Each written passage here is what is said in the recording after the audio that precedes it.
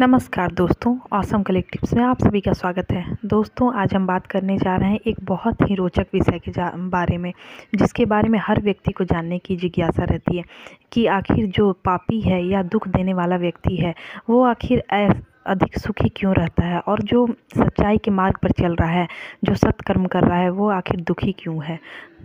दोस्तों, ये एक ऐसा विषय है जो आपको आजकल के आधुनिक युग के व्यक्तियों से हर किसी के द्वारा सुनने को मिलेगा कि वो इतना पाप कर्म कर रहा है और आगे बढ़ रहा है, और दूसरी ओर देखें तो वो इतना अच्छे कर्म कर रहा है, दान पुण्य कर रहा है, सबकी मदद कर रहा है, फिर भी वो इतने कष्ट क्यों झेल रहा है। तो दोस्तों, आइए जानते हैं इस बारे में कि आखिर पापी व्यक्ति आखिर क्यों इतनी अच्छी ज़िंदगी जीता है और सुखी व्यक्ति आखिर क्यों इतने कष्ट झेल रहा है। दोस्तों, आजकल लोगों के मन में धारणा भी बन गई है कि अच्छाई का तो ज़माना ही नहीं रहा, कितना भी अच्छा कर लो हमारे साथ कुछ अच्छा होता ही नहीं है, इसलिए सच्चाई और अच्छाई के मार्ग पे चलना छोड़ ही देना चाहिए।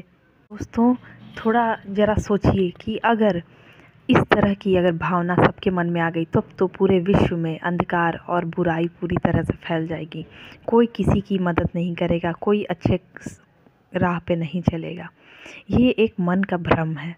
दोस्तों, व्यक्ति जो भौतिक सुख है उसी को अपना सर्वस्व मानकर बैठा हुआ है कि धन दौलत सारे ऐशो आराम अगर उसकी ज़िंदगी में रहेंगे तभी वह सुखी कहलाएगा, जबकि सच्चाई यह नहीं है। सच्चाई जस्ट इसके विपरीत है कि धन दौलत ये आपके आंतरिक सुख को नहीं बढ़ा सकते हैं। एक थोड़ी देर के लिए खुशी मिलती है कि हमारे पास इतना पैसा है, इतना, लेकिन ये आपको भगवान से दूर करती है। जी हाँ दोस्तों, अगर इसका उदाहरण देखा जाए तो भगवान राम खुद इसमें बहुत बड़े उदाहरण हैं। जितने भी आप महापुरुषों का उदाहरण देखेंगे, उन्होंने अपने घर को त्याग दिया, जो इतने महल ऐशो आराम की जो ज़िंदगी थी उसे त्याग कर वे वन में चले गए। अगर उनके लिए इतने ही ये सब महत्वपूर्ण होते तो वे इसे छोड़कर नहीं जाते। भगवान ने भी आपको एक तरह से ये बताया है कि ये सब सांसारिक बस एक माया का जाल है कि व्यक्ति इसमें फंस कर रह जाए।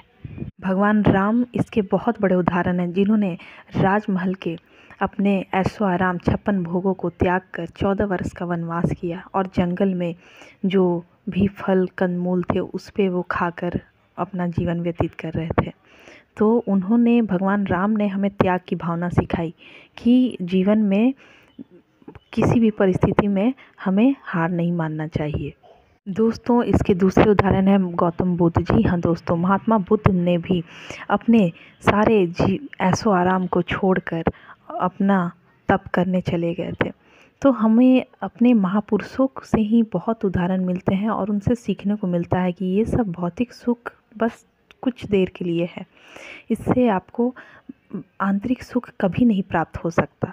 दूसरी ओर देखा जाए तो दुख में हम ईश्वर के बेहद करीब आ जाते हैं। जी हाँ दोस्तों, अगर व्यक्ति दुखी है तो भगवान का नाम लेता है और भगवान से अपनी व्यथा को सुनाता है, तो ज़्यादा कनेक्टिविटी व्यक्ति का दुख में ही देखा जाता है। इसका उदाहरण आप कृष्ण जी के मित्र सुदामा जी का एक बहुत ही बड़ा उदाहरण है कि उन्होंने श्री कृष्ण को अपना परम मित्र बनाया और अपनी दोस्ती निभाई, और कृष्ण ने भी अपनी दोस्ती निभाई।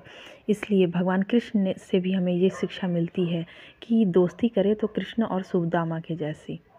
दोस्तों, इस वीडियो में यही कहना है कि अगर दुख में व्यक्ति भगवान से ज़्यादा कनेक्ट होता है, और जितने भी महापुरुष हैं, जो भी आगे चलकर जिनका नाम आज हम लोग ले रहे हैं, वे, उनके जीवन में बहुत तकलीफ़ें आईं और बहुत दुख सहने के बाद भी उन्होंने हार नहीं मानी। तो दोस्तों, आज का हमारा ये विषय कैसा लगा ज़रूर बताएं। हमारे चैनल को लाइक और सब्सक्राइब ज़रूर कर दें। धन्यवाद।